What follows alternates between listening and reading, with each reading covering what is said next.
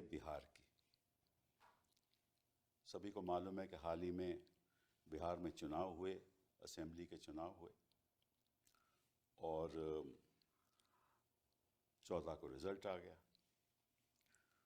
और जो पार्टी जो 2020 के चुनाव में जिसके लगभग 75 सीटें थी, वो गिर के इस बार उसकी संख्या केवल 25 रहेगी, आरजेडी। और महागठबंधन का टोटल जो सीट आई हैं वो लगभग 35 सीट आई हैं। अब इसके पीछे कार्य क्या है, क्यों ऐसा हुआ, कैसे ऐसा हुआ, उसके बारे में तो हम बाद में चर्चा करेंगे। लेकिन अब अगर बिहार का इतिहास देखिए, आज के दिन भी बिहार सबसे पिछड़ा प्रदेश है। गरीबी देखो तो सबसे ज़्यादा, शिक्षा से संदर्भ में सबसे पीछे, स्वास्थ्य के संदर्भ में सबसे पीछे। फ्लड आते हैं तो बाढ़ ऐसे ही आती है तो गांव-गांव बह जाते हैं और कोई ख़ास सुधार हुआ नहीं। और जो बैकवर्ड कम्युनिटी है बिहार में, जो पिछड़े लोग हैं या बाकी लोग हैं, वही राज कर रहे हैं। 1990 से लेकर 2005 तक लालू जी का राज था, 2005 से लेकर अब तक नीतीश जी का राज था और इस बीच कई चुनाव हुए। 2005 में नीतीश जी जीते, 2010 में असेंबली के चुनाव में नीतीश जी और बीजेपी साथ थे। फिर 2015 में जब चुनाव हुआ तो उस समय महागठबंधन साथ थे, हाँ, नीतीश जी और आरजेडी साथ थे। और फिर 2017 में नीतीश जी ने पलटी मार दी और वो बीजेपी के साथ चले गए। ये बिहार का इतिहास है। और उसके बाद 2020 में चुनाव हुए तो जो आरजेडी थी उसकी बहुत बढ़िया परफॉर्मेंस रही और जैसे मैंने बताया उसके 75 सीटें आई। तो लबो-लबाव जो राजनीति में बड़ा फेरबदल आया। और इस फेरबदल का कारण क्या है, क्यों ऐसा हुआ, कैसे ऐसा हुआ, कई लोग सवाल पूछ रहे हैं लेकिन कोई उत्तर साफ दिखाई नहीं दे रहा। कुछ शंकाएं तो हैं, उसके बारे में हम चर्चा करेंगे। और इसलिए आज हम इस ऐसी शख्सियत के साथ हैं जो एक कम उम्र में हिंदुस्तान का इतिहास उन्होंने रचा है। वो है तेजस्वी यादव जी। बहुत बहुत धन्यवाद आपका यहाँ आना। हमें मालूम है कि आप वैसे तो क्रिकेटर थे, शुरुआत अपने क्रिकेट से की और आप दिल्ली डेयर डेविल्स में भी टीम में शामिल भी थे। लेकिन वो आपका 2000 मेरे ख्याल 12 में आप 11-12 तक आप रहे, तो आपने फिर छोड़ दिया। उसने 2013 में आपने तय किया कि मैं राजनीति में आऊँगा। और 2015 में जब आप चुनाव लड़े तो आप मतलब के तब डिप्टी चीफ मिनिस्टर बने बिहार के। 26 साल का था। 26 साल के थे। मेरे ख्याल हिंदुस्तान के इतिहास में ऐसा कभी हुआ नहीं जी। और फिर दोबारा आप डिप्टी मिनिस्टर बने 2022 में। इस बीच में 2017 में नीतीश जी उस तरफ चले गए। उस समय लीडर ऑपोजिशन और लीडर ऑफ ऑपोजिशन थे, वो भी सबसे दोनों एक्सपीरियंस रहा, सत्ता पक्ष का भी विपक्ष का और तभी भी सबसे युवा आप लीडर ऑफ ऑपोजिशन रहे हिंदुस्तान के इतिहास में। तो बिहार में समझ लीजिए कि एक नई शख्सियत की लहर आई थी, मैं समझता हूँ। और बिहार का फ्यूचर आपके हाथ में है। मैं समझता हूँ हार जीत तो होती रहती है, लेकिन बिहार का फ्यूचर आपके हाथ में है। और अगले 5 साल बताएंगे कि क्या होने वाला है, क्या नहीं होने वाला। लेकिन आज जो हम चर्चा करेंगे वो आपसे इस बात की चर्चा करेंगे कि 2020 में तो आपकी 75 सीटें आईं, तो ये कम होकर 25 कैसे हो गई? इसके कारण क्या आपके हिसाब से? मेरे भी कुछ इसमें ख्याल है, मैं बाद में कहूँगा। देखिए, ये बात तो कोई भी डाइजेस्ट नहीं कर रहा। खास तौर पे बिहार की भी जनता से भी बात की जाए आज भी, तो उनको भी ये पच नहीं रहा बात। और मैं तो ये दावे के साथ भी कह रहा हूँ, जो बीजेपी के या जदयू के सत्ता पक्ष के जो विधायक भी चुनाव जीते हैं, वो भी विश्वास नहीं करना। अच्छा, देखिए, आपने जैसे पहले बिहार के बारे में जिक्र किया, बिहार सबसे गरीब राज्य है। बिहार में कोई उद्योग कारखाना नहीं है, सबसे ज़्यादा बेरोजगारी है और सबसे ज़्यादा पलायन है। और ख़ास तौर पे अगर बात की जाए शिक्षा स्वास्थ्य के बारे में तो सबसे फिसड्डी राज्यों में से है। लेकिन बिहार की एक खूबी भी है कि बिहार देश का सबसे युवा प्रदेश भी है। तो तकरीबन 60% जो है युवा है। जो असल बिहार का जो मुद्दा पूरे चुनाव में था या कोई भी सर्वेज वगैरह भी दिखाई गई बेरोजगारी का था, तो बेरोजगारी। बेरोजगारी का था। और पेपर लीक हो, बेरोजगारी हो, करप्शन हो, क्वालिटी ऑफ एजुकेशन की बात हो, शिक्षा की बात हो, पलायन की बात हो, बिहार में 3 कारणों से लोग बाहर जाते हैं: पढ़ाई, दवाई और कमाई। जी हाँ। ये 3 कारण हैं, मुख्य कारण हैं। लेकिन 20 साल नीतीश कुमार जी ने रूल किया और 11-12 साल नरेंद्र मोदी जी प्रधानमंत्री, डबल इंजन की सरकार, एक शुगर मिल चालू नहीं करा पाए। और कभी भी इन लोगों के जुबान से बेरोजगारी, रोजगार या सकारात्मक बात, पॉजिटिव बातें बिहार के बारे में कभी भी इन्होंने नहीं कहा। अभी भी प्रधानमंत्री आए तो कट्टे और किसकी किसकी बातें उन्होंने की। लेकिन 2020 में सबसे पहले हमने ये घोषणा की थी कि अगर हम मुख्यमंत्री बनते हैं तो पहले कैबिनेट मीटिंग में पहला कलम अगर मेरा चलेगा तो 10 लाख नौजवानों को सरकारी नौकरी देंगे। लोगों ने बढ़ चढ़ करके जो है हम लोगों को सपोर्ट किया और केवल डिफरेंस जो था 20 में वो 12,000 वोटों का था, हमारे अलायंस में और उनके अलायंस में। और सीटों की तुलना कीजिए तो 12-14 सीटों का फर्क, 12,000 बड़ा। तो बिलो 1000 वोट्स जो है हम कई सीटें जो हैं हारे हैं। और लेकिन जब हम 22 में दोबारा बने, आपका परसेंटेज 23% था उस समय भी।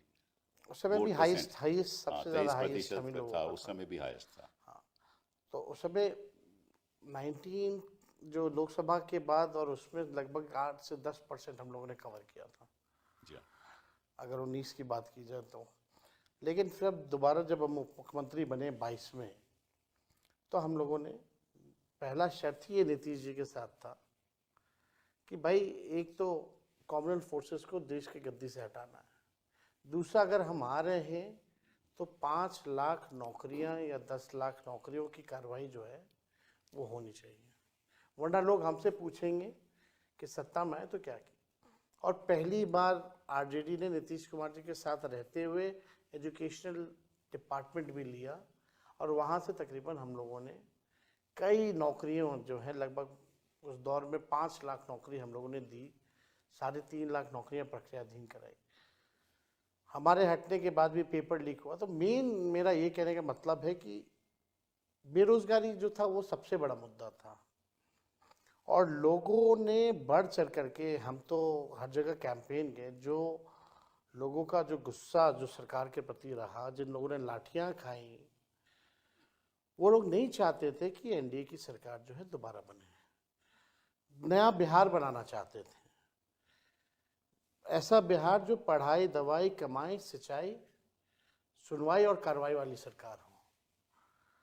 लेकिन आपको एक शब्द में हम बता देंगे कि चुनाव में हुआ क्या। उस बात का जवाब नहीं आया कि क्यों आप समझते हो कि ये हम ये कह सकते हैं कि लोकतंत्र हारा है, मशीनरी जीती है। लोकतंत्र हारा है, मशीनरी जीती है। मशीनरी जीती है। अच्छा, वो मशीनरी के कई पहलू हो सकते हैं। देखिए उसके मतलब जो चीज़ें जो उम्मीद लगाई जा सकती है कि भाजपा और ये लोग करेंगे, उन लोगों ने कोई भी चीज़ छोड़ा नहीं इस चुनाव में करने से। आप देखिएगा जो भी योजनाएं, हमारा जो विजन था, सबसे पहली बार चुनाव में से पहले हमने अपना विजन रखा था कि पेंशन हम बढ़ाएंगे, माई बहन मान योजना भी लाएंगे। ये सारी चीज़ों को देखिएगा तो सरकार ने उसको इम्प्लीमेंट किया और ये 20 साल से इनको याद नहीं आ रहा था कि 400 से भी पेंशन बढ़ाना है। जब हमने कहा तब इन लोगों ने जो है वो इम्प्लीमेंट जो है किया। लेकिन चुनाव के कोड ऑफ कंडक्ट के 10 दिन पहले 10-10 हज़ार रुपये बांटे गए, यानी वैसे अलग अलग योजनाओं के तहत लगभग 40,000 करोड़ रुपए जो है पूरे बिहार में लोगों के सीधे जो है बांटे गए। आप ये कह सकते हैं कि रिश्वत दी गई है पूरे चुनाव में, लेकिन अभी भी ये बात नहीं समझ में आ तो फिर रहा। आप समझते हो कि ये इस पैसे की वजह से और इस सॉर्ट ऑफ जो राहत दी गई, मतलब एक तो जो 10,000 की स्कीम है, तो 1,40,00,000 महिलाओं किसानों को भी दिया गया, किसानों को भी दिया वृद्धा गया, पेंशन, सामाजिक सुरक्षा पेंशन के तहत भी दिया गया, और और जीविका ये दीदियों को भी दिया गया, सबको दिया गया। महिला रोजगार जो योजना है जी हाँ, उसके हवाले जो है पैसे जो है जिस दिन वोटिंग पड़ रही है उस दिन भी खाते में आ रहे हैं। जी हाँ, ये वो तो ठीक है। जी। तो तो आप समझते हो कि इस वजह से लोग प्रभावित हुए?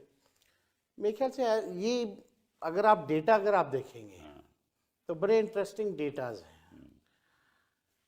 हमारा वोट बढ़ा है, मतलब हमें थोड़ा सा, हमारा 23% आपका परसेंटेज वही रहा है, थोड़ा सा बड़ा भी है। लगभग 32 लाख वोट हमारा बढ़ा है जी हाँ, पिछले चुनाव के मुकाबले। जी हाँ, जी हाँ, तो बढ़ा है तो मतलब हमको औरों का भी वोट मिला है, सबका वोट मिला जी हाँ, है। जी यानी अगर पूरी गठबंधन की बात की जाए तो 1,90,00,000 वोट हम लोगों को जो है मिले हैं। जी हाँ।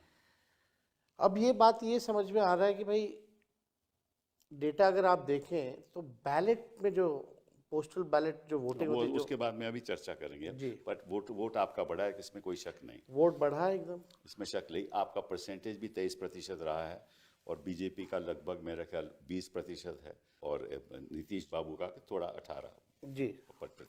वो तो हमें मालूम है, लेकिन अगर उनका मिला लिया जाए तो उनकी जो परसेंटेज है आपसे कहीं ज़्यादा है।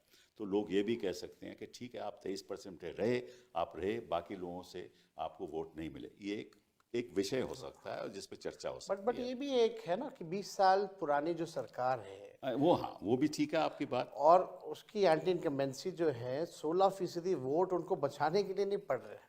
कभी भी अगर देखा गया है, अगर वोट की परसेंटेजेस बढ़े हैं तो वो बदलाव के लिए जैसे वोट पड़े हैं। बट अब बात पोस्टल बैलेट पे आती है। देखिए, जो पोस्टल बैलेट होते हैं उन्हीं लोगों के होते हैं जो सरकारी नौकरियों में हो, ठीक है ना। कोई शिक्षक इंस्पेक्टर होते हो, हैं, शिक्षक होते जो हैं, सर्विस में या होते सर्विस हैं, के लोग होते हैं, जो army on duty on election duty, में लगना ठीक है ना। होता तो उनके और ये पढ़े लिखे लोग होते हैं। जी। तो मैं देख रहा था, यहाँ आंकड़ा देख रहा था कि अगर वहाँ देखा जाए तो शुरुआत में जो पोस्टल बैलेट के वोट पड़े हैं वो लगभग समझ लीजिए सबसे ज़्यादा आपको पड़े हैं। और उसको अगर हम कंस्टिट्यूएंसी में बदलाव लाएं तो 243 कंस्टिट्यूएंसीज में से 143 कंस्टिट्यूएंसी में आप लीड कर रहे हो, जी। और 94 कंस्टिट्यूएंसी में एनडीए लीड कर रहा है, और अदर्स 6। मतलब कि जो पढ़े लिखे लोग हैं वो बदलाव चाहते थे, ठीक है। मेरे और ख्याल जो गरीब लोग हैं जो आपके साथ थे, ये नतीजा ये बतलाता है कि वो बदलाव नहीं चाहते थे। तो ये तो एक अद्भुत सी नहीं बात नहीं, है। मेरे ख्याल से बदलाव सब चाहते थे। अगर आप देखें तो ईवीएम बदलाव नहीं चाहता था, बैलेट बदलाव चाहता था। तो आप समझते हो कि ईवीएम में कोई गड़बड़ी है? देखिए, कोई वैसे साइंटिफिक प्रूफ नहीं है, लेकिन I can sense, I can smell कि अदृश्य शक्तियां जो हैं उन्होंने अपना काम किया।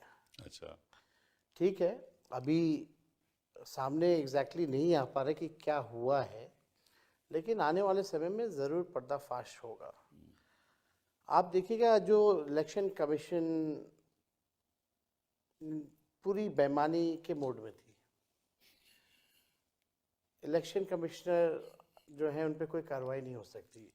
ये अमेंडमेंट भी आया बिल में। क्यों चेंज किया गया? यानी आप कुछ गड़बड़ करने वाले हो। आप देखिएगा सीसीटीवी जो रिकॉर्डिंग तो थी 45 दिन का कर दिया गया। क्या कारण था इसका? इलेक्शन कमीशन ने जो अनाउंस की जो डेट, ठीक योजना के पैसे मिलने के 3 घंटे बाद जो है वो कोड ऑफ कंडक्ट लगाया गया। जितने भी हमारी शंकाएं थी, कंफ्यूजन जो था, कभी भी इलेक्शन कमिश्नर ने इसको क्लियर नहीं किया। हमारी जितनी शिकायतें थी उसको नहीं सुना गया। तो उसमें इलेक्शन कमीशन ने डिस्क्रिमिनेट नहीं किया। उत्तर प्रदेश से भी शिकायतें आए, उन्होंने नज़रअंदाज कर दिया। हरियाणा से आए तो हर नज़रअंदाज, जगह है। महाराष्ट्र से आए तो नज़र, तो वो तो बड़ा इक्वालिटी में है, वो मतलब कि वो सामान्य तरीके से आप ये कह सकते हैं बिहार चुनाव में लेवल प्लेइंग फील्ड नहीं था, कौन से चुनाव में लेवल प्लेइंग फील्ड थी, आप किसी में बताइए। नहीं होता। तो ये जो हालत जो बन रहे हैं, तो चुनाव का कोई मतलब नहीं रह गया, सब कुछ फिक्स्ड है। चलिए, आपको मैं एक आंकड़ा जो मेरे पास है वो आपको बताता हूँ, आपकी राय भी चाहता हूँ मैं, कि अगर जब असेंबली का इलेक्शन होता है, उससे पहले पार्लियामेंट में होता है, फिर असेंबली का इलेक्शन हुआ, तो उसमें जो वोटों का अंतर होता है, हाँ, वो लगभग 3 से 6% तक बढ़ता है जी। और ये मैं आपको उदाहरण दे रहा हूँ, जैसे कि हरियाणा में हुआ 24 में पार्लियामेंट का इलेक्शन हुआ और फिर असेंबली का जब इलेक्शन हुआ तो जो वेट परसेंटेज जो बढ़ा वो केवल 6.2%, और झारखंड में भी वोट बढ़ा 3.5%, और महाराष्ट्र में बढ़ा 12.2%, और बिहार में पड़ा 15.6%। मतलब कि 6 महीने के अंदर 15.6% की बढ़ोतरी हुई पॉपुलेशन में। पॉपुलेशन, ये कैसे हो सकता है? ये इसका मतलब ये हुआ कि किसी तरीके से वोटों की संख्या बढ़ाई गई। आपको हम ये बताना चाहेंगे, पहले वोट पड़ते थे बैलेट से भी, जी हाँ। तो शाम तक बता देते थे इलेक्शन कमीशन कि इतने परसेंटेज वोटिंग पड़ी है, इतने महिलाओं ने दिए, इतने पुरुषों ने दिए। इस बार तो महिला पुरुष का बताया ही नहीं, और उस दिन नहीं 2 दिन तक तो इन लोगों ने वोटिंग ही परसेंटेजेस नहीं बताया कि कितने वोट पड़े हैं एक्चुअली में। मेरे को प्रेस कॉन्फ्रेंस करना पड़ा, फिर भी बेशर्मी इतनी कि जो दूसरा फेज का चुनाव खत्म हुआ उसके साथ इन लोगों ने इकट्ठे दिया। तो ये छुपाने वाली बात मेरे को पची नहीं। अब हमको ये लगता है कि ये वोट बढ़ाने की जो एक बड़ी साजिश है, वोट बढ़ाना ये मतलब मशीन बढ़ाओ। मशीन कैसे बढ़ेगा? तो बूथ की संख्या बढ़ा दो।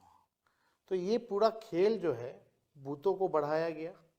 बूथ बढ़ेंगे तो स्वाभाविक रूप से मशीनें बढ़ेंगी, मशीनें बढ़ेंगी तो इनकी जो अभी तो हम कोई ऐसा एविडेंस नहीं ला सकते, but I can sense it कि कुछ गड़बड़ है, कि कुछ ना कुछ ये लोग करते हैं। अगर आप एक बूथ पे भी अगर 20 वोट मैनेज कर लो तो उसकी बड़ी संख्या हो जाती है।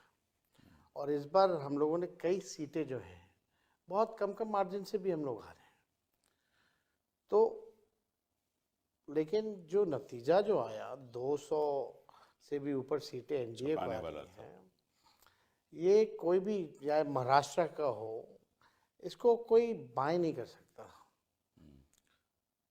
सर्वेज भी होते हैं, सैंपल्स भी आते हैं, तो आप देखिएगा जितना बड़ा आपका जो वोट पड़े हैं आपके इस बैलेट में, उतने कितनी बड़ी एजेंसी हो उससे ज़्यादा तो यही तो मैं कह रहा हूँ, जो पोस्टल बैलेट जो वोट हैं वो 1,77,000 लगभग, और जो सर्वे होता है लगभग वो 40,000 45,000 मैक्सिमम का सर्वे होता है। तो अगर सर्वे कहता था, सर्वे भी ये नहीं कह रहे थे कि इनकी 202 सीटें आएंगी 243 में, ये सर्वे भी नहीं ये कह रहा था। लेकिन अगर आपका सैंपल पोस्टल बैलेट पर 1,77,000 है, जो सर्वे जो करते हैं उनसे कहीं ज़्यादा है, तो नतीजे हैं वो उस तरीके से आए क्यों नहीं। और इस पे बारे में जो हम चर्चा कर रहे हैं, आपको बड़ी शंकाएं हैं कि किसी तरीके से ये मैनेज हुआ है। मतलब आप अगर बिहार देखें तो एक बड़ा प्रदेश है, सीमांचल का इलाका है, मगध का इलाका है, चंपारण का इलाका है, पूर्वांचल इलाका है, कोसी का इलाका है, तो वहाँ तो हर जगह एक ही पैटर्न से सीमांचल तो ओवैसी साहब ने आपको बोला, तो वो देखिए वो वहाँ भी अभी काफ़ी चीज़ें जो हैं डेटा आएगा उस हिसाब से हम लोग बात करेंगे। लेकिन वो भी पोजीशन वहाँ बहुत बढ़िया था हम लोगों का, जो ग्राउंड जो रियलिटी थी, बहुत सब लोग एक पक्ष में जो है। पिछली बार तो आप लोगों को बहुत सीटें आई थी उस तरफ से, वहाँ से नहीं, वहाँ से भी हमेशा आता रहा। खैर जो भी बातें हैं, सीट तो हम कह सकते हैं कि ये पूरा चुनाव जो है बड़ी बेईमानी हुई है, और जैसे हमने पहले भी कहा कि मशीनरी की जीत हुई है। तो मशीनरी, बिहार में जब चुनाव तो इकलौता राज्य होता है। मैं आपको एक उदाहरण देना चाहता हूँ, जो मैंने खुद एक प्रेस कॉन्फ्रेंस की थी और शायद आपने देखी भी हो कि हरियाणा से कुछ स्पेशल ट्रेन चली थी। स्पेशल। तो जो सवाल उठाए गए कि भाई आप स्पेशल ट्रेन क्यों चला रहे हो, क्योंकि सीधे वो बिहार जा रही थी, हरियाणा से बिहार जा रही थी। तो चुनाव आयोग ने ये बताया और रेलवे मिनिस्ट्री ने बताया, और जब हमने सवाल उठाया कि भाई ये ऐसा है कि ये सडन अनशेड्यूल जब रश हो जाता है तो फिर हम अनशेड्यूल ट्रेन चलाते हैं ताकि लोगों को तकलीफ ना हो। तो जो चुनाव जो था, आपको मालूम है कि 6 तारीख का चुनाव था और छठ पूजा 28 को ख़त्म हो गई थी, अक्टूबर को, ठीक है ना। और इन्होंने कहा कि छठ की वजह से, फिर हमने सवाल उठाया कि भाई छठ तो 28 को ख़त्म हो गई, लेकिन ट्रेन तो 3 तारीख को चली, 3 नवंबर को चली। Exactly. और उसमें जो वीडियो दिखाया गया उसमें लोगों ने ये कहा कि सैनी साहब ने हमें हरियाणा से भेजा है बीजेपी को वोट करने के लिए। और वो वीडियो हैं, चुनाव आयोग के पास वो वीडियो हैं, हमने उसको पब्लिकली डिस्प्ले किया। और ऐसी ट्रेन 4 चली, हर ट्रेन में 1500 लोग थे, मतलब कि 6000 लोग हरियाणा से बिहार जा रहे हैं। और खर्चा सरकार बीजेपी कर रही थी, ये भी उन्होंने कहा कि बीजेपी खर्चा कर रही है, हमें पैसा उन्होंने दिया है और हम वोट बीजेपी को करने जा रहे हैं। ये चुनाव आयोग के सामने प्रूफ था। ना रेलवे मिनिस्ट्री ने कुछ उसके बाद कहा, ना चुनाव आयोग। अगर एक ही जगह से ऐसी ट्रेन चली हो तो मालूम नहीं कितनी जगह से कितनी ट्रेन चली। छठ में रेलवे मिनिस्टर ने घोषणा की थी कि 12,000 स्पेशल ट्रेनें चलाएंगे। अब पता नहीं डेटा कहाँ से लाते, 14,000 तो ट्रेन ही है पूरे देश में। अच्छा। और 12,000 जो है उन्होंने घोषणा की थी छठ में स्पेशल जो है वो ट्रेनें चलेंगी, और चली नहीं। लोग जो हैं टॉयलेट में ठूस ठूस करके आए, वो भी वीडियो है। अच्छा। और ये ठीक चुनाव से पहले ये ट्रेन जो है, जैसे आपने कहा, वो एकदम सत्य बात है। और केवल एक शहरों से ही नहीं, यही तो ना, कहीं से भी, बॉम्बे से, साउथ से, आपका कई जगहों से, नॉर्थ ईस्ट से, जहाँ भी बीजेपी की सरकार रही है वहाँ वहाँ ये काम जो है किया गया।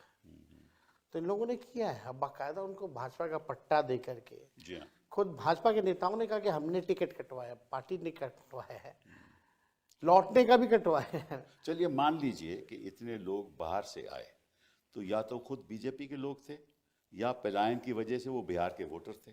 दो ही बातें हो सकती हैं ना। तो अगर तो पलायन की वजह से बिहार के वोटर थे तो आके उन्होंने वोट किया। देखिए, और अगर बीजेपी के वर्कर थे तो बहुत ही गंभीर बात है। ये तो है। लेकिन आप ये बताइए कपिल सर कि जो लोग बाहर पलायन करने गए हैं, वो लोग आकर के बिहार में इसलिए वोट देगा ना कि क्योंकि हमको बिहार छोड़ के ना जाना पड़े अगले बार से, या इसके लिए वोट देगा कि इनकी वजह से वो बाहर गए। जो भी मजदूर, जो भी पढ़ाई के लिए या दवाई के लिए, कमाई के लिए अगर बाहर जा रहा है, अगर वो वोट करने आता है तो वो बदलाव के लिए वोट करेगा, ताकि पलायन रुके, बेरोजगारी खत्म हो, उनको अच्छी शिक्षा मिले, अच्छी चिकित्सा मिले। ये तो ये बात सही है, पर लॉजिक एक समझ इसमें में और आया। मुद्दा है, इसमें और मुद्दा है कि अगर तो वो बिहारी है जो यहाँ वोट करने आ रहा है तो पहले वो छठ पे आएगा, छठ पे आएगा ना, छठ पे। तब तक तो वो वहीं होगा। एग्जैक्टली। तो ये ट्रेन तो 3 तारीख चल रही है। देखिए, दिवाली से लोगों का आना शुरू हो इसका जाता मतलब है। ये तो मतलब है ही नहीं, क्योंकि ये छठ पूजा के लिए तो नहीं आ रहे थे। ये तो 3 तारीख को ट्रेन चली, मतलब कि छठ पे नहीं आए वो, दिवाली सारा लोग का शुरू हो जाता है। ठीक है ना। तो फिर 3 तारीख को जब चली तो इसीलिए आए थे कि भाई, और वो कह रहे हैं बीजेपी को वोट करने आए थे, और चुनाव आयोग चुप है। तो इसका मतलब कि एक साझेदारी है। आपके हिसाब से क्या ये साझेदारी है, जैसे आपने कहा, चुनाव आयोग की, भाजपा की और सत्ता पक्ष के लोगों की, सबकी साझेदारी है? जितनी संवैधानिक संस्थाएं हैं सब आज के दिन में कॉम्प्रोमाइज हो रखे हैं। ये बात हम लोगों ने बार बार हर जगह कहा है। अल्टीमेटली ये देश पे लोकतंत्र को ख़त्म करके राजतंत्र लाना चाहते हैं। आरएसएस का एजेंडा ये लोग जो है लागू करना चाहते हैं। ये डेमोक्रेसी को एकदम ख़त्म करके संविधान को बदलना चाहते हैं। कुछ लोग कहते हैं, मुझे नहीं मालूम, कुछ लोग कहते हैं कि प्रदेशों पे अगर ये हावी हो जाएं और अगर इनकी सरकारें बन जाएं तो निश्चित रूप से इनको 2/3 बहुमत मिलेगी ताकि संविधान बदल सके, और संविधान बदल लेंगे तो फिर ये कुछ भी कर सकते हैं। लेकिन एक और बात पे हम चर्चा शुरू करना चाहते हैं, वो है SIR पे, स्पेशल इंटेंसिव रिवीजन, जो इन्होंने तय किया कि हम करेंगे।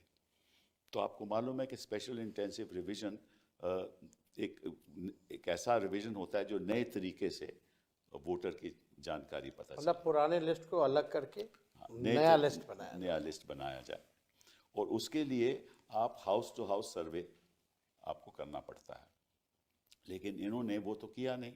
इन्होंने एक इनोमिनेशन फॉर्म दे दिया, ओके, ये कि आप इसमें भर दीजिए, और जिसके इलेक्टोरल रोल में 2003 के इलेक्टोरल रोल में जिसका नाम है उसको भी भरना पड़ेगा। अगर नहीं भरेगा तो फिर उसका नाम वोटर लिस्ट से कट जाएगा और उसको दोबारा अप्लाई करना पड़ेगा कि वोटर लिस्ट में मेरा नाम आए, ठीक है ना। तो ये विरोध हम वकीलों ने भी किया, कोर्ट ने सुनवाई भी की, और अभी बात चल भी रही है। तो इससे हुआ क्या कि कई लोगों के नाम, लाखों लोगों के नाम कटे भी गए, और किसके नाम कटे इसकी जानकारी अभी आपको भी नहीं है, हमें भी नहीं है। और जानकारी कैसे मिले वो तो वक्त लगेगा, इस बीच तो नई सरकार बन गई। तो ये भी एक और तरीका था कि 2 महीने में इसको कराओ, और सभी को मालूम है कि 2 महीने में ये हो नहीं सकता। तो ये भी एक साझेदारी थी आपके हिसाब से? आपको याद है जब ये अनाउंस किया गया कि बिहार में SIR जो है लागू की जाएगी, उसके 2 दिन बाद ही हमने प्रेस कॉन्फ्रेंस करके इसका कड़ा विरोध किया, क्योंकि फरवरी में लिस्ट आया हुआ था। और एक सामान्य प्रक्रिया है, जिनकी मृत्यु होती है उनका नाम काटा जाता है, जो 18 साल के ऊपर होते हैं उनका जुड़वाने का वो सालों पर चलता है, कोई ऐसा नहीं कि नया कोई बात है। फरवरी में एक लिस्ट आई हुई थी, और फरवरी और SIR का जो लिस्ट में जो डिफरेंसेस आप देखेंगे, मरे हुए लोगों का या अनट्रेसेबल लोगों का या डुप्लीकेसी की बात अगर की जाए तो बड़ा ह्यूज डिफरेंस था। आप तो सर केस लड़े, यू नो एवरीथिंग, लेकिन हमारा ऑब्जेक्शन ये था कि भाई उस दौरान SIR आप कर रहे हैं जब बिहार में फ्लड है। जो अपना जान बचाएगा, जो अपना घर बचाएगा, कि वो डॉक्यूमेंट जमा कराता चलेगा ब्लॉक ऑफिस। जी हाँ, बिल्कुल सही। तो सवाल तो एक तो टाइमिंग को लेके था, अगर आपको कराना था तो आप लोकसभा के बाद ही ये प्रक्रिया चालू कर देते हैं। और इंटरेस्टिंगली जो सबसे बात जो खटक के आई, कुछ दिन पहले इलेक्शन कमीशन ने ऑल पार्टी मीटिंग बुलाई थी बिहार के लोगों को, इसके बारे में कोई जानकारी नहीं दी। आप कम से कम पॉलिटिकल पार्टियों को लूप में ले लेते, डिस्कस कर लेते, और हम लोग भी सहयोग करते हैं। 2 महीने में ऐसे कि इतनी गहराई से कभी हो ही नहीं सकती। बिहार में ऐसे डॉक्यूमेंट जो SIR के लिए जो 11-12 जो डॉक्यूमेंट जो मांगे जा रहे थे 11-12, वो आप समझिए कि उनके पास है ही नहीं। कैसे होंगे? जो गरीब हैं, वो कैसे होगा? गरीब के पास तो पासपोर्ट होगा नहीं। और जो गरीब आदमी है जिसके पास सरकारी नौकरी नहीं है तो उसका पेंशन का कोई वो नहीं होगा, कुछ भी नहीं होगा। तो ऐसे डॉक्यूमेंट मांगे। आप लोगों ने लड़ाई लड़ी तो कम से कम आधार कार्ड में इंक्लूड हुआ। एक इंटरेस्टिंग बात बताऊं, बड़ी इंटरेस्टिंग बात है। 1919 में और 1935 में जो एक्ट बने, 1919 एक्ट और 1935, 1935 में, उसमें ये कहा गया कि इन लोगों को वोट देने का हक है। वो कौन लोग थे? जो सरकारी नौकरी में है, जिनको पेंशन मिलती है। और कौन लोग थे? जिनके पास घर है, मकान है। तो जो मतलब के एलिटिस्ट लोग थे, जिनके पास दस्तावेज से, उन्हीं को वोट देने का हक था। तो ये इन्होंने जब कहा कि आधार को हम नहीं मानेंगे, और ये जो उन्होंने कैटेगरीज दी कि पासपोर्ट वाले लोग, पासपोर्ट वाले तो वही लोग हैं जो बाहर जाते हैं, जिनके पास पैसा है। फिर पेंशन वाले लोग जो नौकरी में हैं। इंटरेस्टिंगली आधार को पहले लिंक किया गया था, इलेक्शन कमिशन ने किया था। I know that, duplicacy, but अभी तो विरोध कर रहे थे ना कि आधार फिर बाद में आधार भी मानते नहीं है। मतलब कि जो प्रक्रिया इंडिपेंडेंस से पहले चली आ रही थी कि किन किन लोगों को हक है वोट करने का, वही इंडिपेंडेंस के बाद बिहार में 2025 में हो रहा था। हमने विरोध किया कि बिल्कुल गलत है। ये इंक्लूसिव होना चाहिए। देखिए, इलेक्शन कमीशन का रवैया होना चाहिए कि जितने वोटर ज्यादा हो उतनी अच्छी बात है। क्योंकि आपको मालूम है, जब गृह मंत्री जी बिहार में पहली बार गए तो उन्होंने क्या कहा कि हम तो ये चाहते हैं कि ऐसा हो, रिवीजन हो, ताकि जो घुसपैठिए हैं एग्जैक्टली जो आए हैं बिहार में, उनका वोटर लिस्ट में नाम नहीं होना चाहिए। तो आप बताइए कि इसी एक घुसपैठिए का आपका नाम पता चला? वो तो इलेक्शन कमीशन ने कहीं कैटेगरी में भी नहीं रखा था, नहीं रखा ना। तो और ये ना फिर ही कुछ था। आप देखिए कि इससे पहले भी झारखंड का चुनाव हुआ, जी हाँ, वहां भी घुसपैठिया ही मुद्दा उठाया गया। बिल्कुल बिल्कुल। अब वहां क्या खत्म हो गए? हाँ, अब यही तो ना। अमित शाह मोदी जी का ध्यान उधर नहीं जा रहा। करेक्ट। अब बिहार में चुनाव है तो घुसपैठियों की बात की जा रही है। और आश्चर्य लगता है हमको कि इलेक्शन कमीशन जब सुप्रीम कोर्ट में एफिडेविट करता है तब उसमें इसका जिक्र नहीं है, और उसके बाद भी प्रधानमंत्री वहां जाके घुसपैठिया की बात कर रहे हैं। अभी भी शुरू कर दिया अगर उन्होंने। आया है घुसपैठिया तो आपकी 11 साल से सरकार है, बिहार में 20 साल से सरकार है, क्या कर रहे हैं आप लोग? फिर सवाल तो ये अपने ऊपर खड़ा कर रहे हैं। लेकिन इनका तो पुराना ओल्ड फॉर्मूला है, डिवाइड एंड रूल, जो अंग्रेज़ों का था कि आप हिंदू मुसलमान करो, नफ़रत की भाषा इस्तेमाल करो, आप जो है लोगों में, समाज में तनाव का वातावरण पैदा करो। जो मूल प्रश्न है, जो एजेंडा है, पढ़ाई, दवाई, कमाई, सिंचाई, शिक्षा, स्वास्थ्य, सारी चीज़ें, ये सब अलग करो और हिंदू मुसलमान का माहौल बनाओ। और इसमें आज की जो गोदी मीडिया जो है, 70% हिंदू और मुसलमान पे इनका डेली एजेंडा, और इनका डेली जो शाम में जो प्रोग्राम कराते हैं, 70% इस पे रहता है। कभी पढ़ाई के बारे में नहीं, देश के तरक्की के बारे में नहीं, गरीबी के बारे में नहीं। आजकल प्रश्न सरकार से नहीं पूछे जा रहे, विपक्ष के लोगों से पूछे जा रहे हैं, और कार्रवाई भी हो रही है तो विपक्ष के लोगों पर नहीं, हो रही है। अभी तो मैं समझता हूँ कि ये एक नया मॉडल है चुनाव जीतने का, जिसको हम कह सकते हैं नीतीश मॉडल। वो मॉडल क्या है कि 24 जून से लेकर आप अपने सारी जो आपकी जो राहत देने वाली प्लान्स हैं वो अनाउंस कर दो आप। और लोगों को पैसा देते जाओ, चाहे वो सामान्य प्रशासन विभाग का हो, ग्रामीण विकास विभाग का हो, श्रम संसाधन विभाग का हो, शिक्षा विभाग का हो, स्वास्थ्य विभाग का हो, कृषि विभाग का हो, खाद्य उपभोक्ता विभाग का हो। मतलब कि सारे लगभग जो भी कर सकते हैं इन्होंने कर दिए। जैसे आपने कहा कि 40,000 करोड़ की इन्होंने राहत दी। और वेरी इंटरेस्टिंग बात यह है कि 3 अक्टूबर 2025 में स्वास्थ्य विभाग और शिक्षा विभाग में इन्होंने एक अजीब गजब सा इन्होंने फैसला लिया। वो ये है कि जो ANM का मानदेय 11,500 से बढ़कर 15,000 कर दिया, और शिक्षा सेवक तालीमी मरकज 340 से बढ़कर 12,000 कर दिया। अलग से सहायता ऋषि 10,000। मतलब कि जो 340 से 12,000, सहायता ऋषि 10,000। अगर ये घूस नहीं है, और ये किस दिन हुआ? ये 3 अक्टूबर को हुआ, और आपका चुनाव 6 अक्टूबर को है। और इस बीच ये पैसा आता रहा। 20 साल से इनको कुछ नहीं करना था। हाँ, इनके मतलब कि नीतीश मॉडल ये हुआ कि आप 5 साल कुछ ना करो या 20 साल कुछ ना करो, और 3 महीने पहले ये सारी पैसे बांट दो, और अपनी ये 10,000 स्कीम से लोगों की महिलाओं इस बार 10,000 बटा, अगली बार 20,000 कर दो।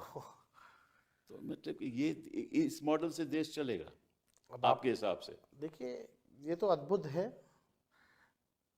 ठीक है, मैं ये मानता हूँ कि पहले सामाजिक न्याय का दौर था, अब आर्थिक न्याय का दौर है। तो आर्थिक न्याय का दौर में आप नौकरी की व्यवस्था करिए, आप कारखाने लगाइए, उद्योग लगाइए, शुगर मिल चालू कराइए, पेपर मिल, जूट उसके मिल लिए तो चालू पैसा कराइए। नहीं है ना, उसके लिए तो पैसा ही नहीं है। वो करना ही नहीं है इनको। वो तो कहते थे कि भाई अगर ऐसा करेंगे तो फिर लोग बाहर से जाकर कमाई कैसे लेंगे। पहली बार प्रधानमंत्री गए थे मोतिहारी, तो बोले यहाँ चीनी का मिल हम चालू कराएंगे और उसी चीनी का चाय पियेंगे। 11 साल हो गया, पता नहीं, अगर प्रधानमंत्री अपने पुराने भाषणों को देखे तो उनको शर्म आना चाहिए बिहार आने में, जिन जिन जो बातें उन्होंने की है। तो अब पूरा सिस्टम आप देखिएगा, कोई जैसे पहले भी हमने कहा कि पूरे देश में ही अब ऑपोजिशन के लिए जो लेवल प्लेइंग फील्ड नहीं रह गया। इलेक्शन कमीशन उनके साथ है, मीडिया उनके साथ है, पूंजीपति उनके साथ है, सारी कॉन्स्टिट्यूशनल इंस्टीट्यूशंस उनके साथ हैं, जितने अधिकारी जो हैं। अब इसका यही मतलब है ना कि भाई आपने 10,000 आपने एक रिश्वत के तौर पे दिया वोट लेने के लिए, अब 5 साल ये भ्रष्ट अधिकारी और नेता जो भ्रष्ट हैं वो अब रिश्वत लेंगे। सही बात है। यही होना है भ्रष्टाचार। आप सीएजी की रिपोर्ट में आप देखिए 71,000 करोड़ का कोई हिसाब किताब नहीं है, इस पे कोई चर्चा नहीं हो रही है। कितने बार हमने लक्ष्य सदन तो ये है में, कि चुनाव जीतना है। मीडिया में इस बातों को हम लोगों ने उठाया। मीडिया कुछ जो नहीं सृजन घोटाला हुआ, ऐसा घोटाला पूरे देश में नहीं हुआ है। बड़ा इंटरेस्टिंग है, सरकार का खजाना सरकार के पास ही रहता है, सरकार के खाते में रहता है। ये सरकार का पैसा एक एनजीओ जो नकली बैंक बना करके रह रही थी उसके खाते में था। अच्छा। और जब सरकार को जरूरत पड़ती थी तो उससे ये लोग लेकर के पैसा वो करते थे, लेकिन उस घोटाले का भी कुछ नहीं हुआ अभी तक।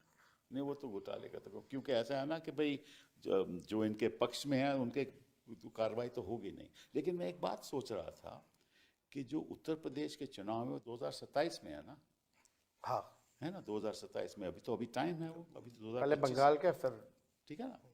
तो उसका जो इंटेंसिव रिवीजन है वो अभी क्यों हो रहा है? क्योंकि उसके लिए तो अभी आपको 6 महीने 8 महीने भी आप कर सकते हो, तो उसका आप 2 महीने में क्यों कर रहे हो? इसके पीछे तो कुछ होगा नहीं, कुछ सोच ना होगी कुछ ना ये लोग कि जल्द से जल्द शुरू किया जाए। नए नए चीज़ें जो हैं ये लोग कुछ ना कुछ सोचते रहते हैं, कर रहे होंगे। लेकिन ये जो हिंदी बेल्ट जो है ये इनके लिए सबसे इम्पोर्टेंट है। यूपी, बिहार और आपका बंगाल का जो इलाका है, ये बिहार में आज तक भाजपा अपने बल पे नहीं आई है, तो बिहार तो इनके लिए एकदम टारगेट था ही था। जी हाँ। तो इन्होंने जो करना था वो किया। अभी अगला बंगाल है, बंगाल में भी इसकी जो है शुरुआत की जाएगी। वहाँ तो जो घुसपैठियों की बात तो और जोर शोर से की जाएगी, बिल्कुल, और कम्युनलाइज करेंगे लोग चुनाव को। नहीं, बट वहाँ तो प्रॉब्लम थोड़ी और है ना कि जो बांग्लादेश से लोग आए हैं वो तो हिंदू लोग हैं ना, मुस्लिम तो नहीं आए ना, तो वो थोड़ा मुश्किल है। तभी तो ममता जी ने ये बात कही है। लेकिन इस बात को छोड़िए, एक और बात जो आई थिंक जनता को मालूम भी है, चुनाव आयोग को भी मालूम है, कि जब ये पत्रकार लोग वहाँ जा रहे थे, वहाँ जब बीएलओ से बातें हो रही थी, तो बीएलओ तो खुद ब खुद इन्यूमरेशन फॉर्म बिना हस्ताक्षर के, तो आपके वो जो पत्रकार जो हैं, हाँ करेक्ट, उन्होंने हजारों ऐसे वीडियो दिखाए उन्होंने, हजारों वीडियो दिखाए, और उसमें ये दिखाने पे उन पे मुकदमा भी हुआ, हाँ करेक्ट, और कोई कार्रवाई नहीं हुई। कोई कार्रवाई नहीं। तो मतलब कि बीएलओ अपनी तरफ से जो मर्जी कर रहा था। और एक और बड़ी इंटरेस्टिंग बात है कि एक मिलिट्री का आदमी, आर्मी का आदमी पटना में आया, उसने अपनी बीवी से बोला कि चलिए जाकर हम अपना एन्यूमरेशन फॉर्म देते हैं। बीएलओ के पास गया, ये भी रिकॉर्डेड है, और बीएलओ कहता है साहब हमने तो आपका फॉर्म दे दिया। उसने बोला कैसा दिया? इसलिए हमने दस्तखत कर दिए। तो आपने कैसे किए मेरे दस्तखत? हमने कर दिए। तो उसने बोला अच्छा फिर हम हल्फिया बयान लिखाओ। तो उसने हल्फिया बयान लिखाया, और वो दस्तावेज अभी वीडियो में हैं। तो ऐसी ऐसी बातें तो हो रही बहुत हो रही थी। और थी। इस और पे आपको मतलब भी कि पता है, ना कोर्ट का ही कोर्ट कार्रवाई। में जो राघोपुर के जिन लोगों को मृत घोषित कर दिया गया जी था, हाँ बिल्कुल, हम लोगों ने जो 10-12 लोग कोर्ट थे में उनको हम पेश लोगों किए। ने भेजा था, आप लोग सब लोगों के पेश सामने। किए गए। तो ये तो स्थिति थी। फिर भी इतना हंगामा हो रहा है, हर चीज़ हो रहा है, एक बार भी इलेक्शन कमिश्नर सामने आके डाउट या कंफ्यूजन जो है क्लेम नहीं। चलो ये तो हो गई डाउट की बात। अब थोड़ा मुश्किल सवाल भी, आपका जो महागठबंधन, इसमें भी बड़ी लोगों को दुख था कि एक स्तर से बात नहीं हो रही, और आपकी सीट की जो होना चाहिए था, पहले होना चाहिए था, वो आखिर तक आप लोग झगड़ा कर रहे थे। तो क्या प्रॉब्लम क्या थी? देखिए तो झगड़ा, इससे भी बड़ा अच्छा मैसेज नहीं गया। देखिए मेरा साफ मानना ये रहता है, विनेबिलिटी देखनी होती है। विनेबिलिटी को ही देखते हुए आप डिसीजन लीजिए। अगर आप एक जगह मजबूत हैं, आप वहाँ लड़िए। हम जहाँ मजबूत होंगे हम लड़ेंगे। लेकिन हर पार्टियां चाहती हैं कि भाई ज़्यादा से ज़्यादा सीटें जो हैं वो लोग लड़ें, और ये पॉसिबल नहीं हो पाता। और जो महागठबंधन जो बिहार में बेसिकली आप देखें तो वहाँ 6-7 पार्टियां थी, जी हाँ। नंबर भी ह्यूज थे, वो भी टाइम टेकिंग प्रोसेस था। 3-4 पार्टी यहाँ चाहती थी भाई एक सीट पे, आपको उनका भी शुरुआत इंटरेस्ट था। पहले कर देनी चाहिए थी, क्योंकि नहीं, आखिर तक क्यों छोड़ा आप हम लोगों लोगों ने बाकायदा हर चीज़ की शुरुआत की थी, लेकिन कुछ जो सीटें जो 8-10 जो सीटें थी वो फ्रेंडली फाइट में भी थोड़ी वो प्रॉब्लम आ गई। फ्रेंडली फाइट हम लोग जो है वो हम लोग लड़े। हालांकि ये तो हर दूसरी तरफ एनडीए में भी बहुत ही इसकी खिचपिच हुई। उनके लीडर्स ने तो खुल करके ट्वीट भी किया कि हम संतुष्ट नहीं हैं, हमारे साथ नाइंसाफ़ी हुई है, ये भी क्या, लेकिन लोग साथ में थे। फिर अल्टीमेटली ये इतना बड़ा मुद्दा नहीं है।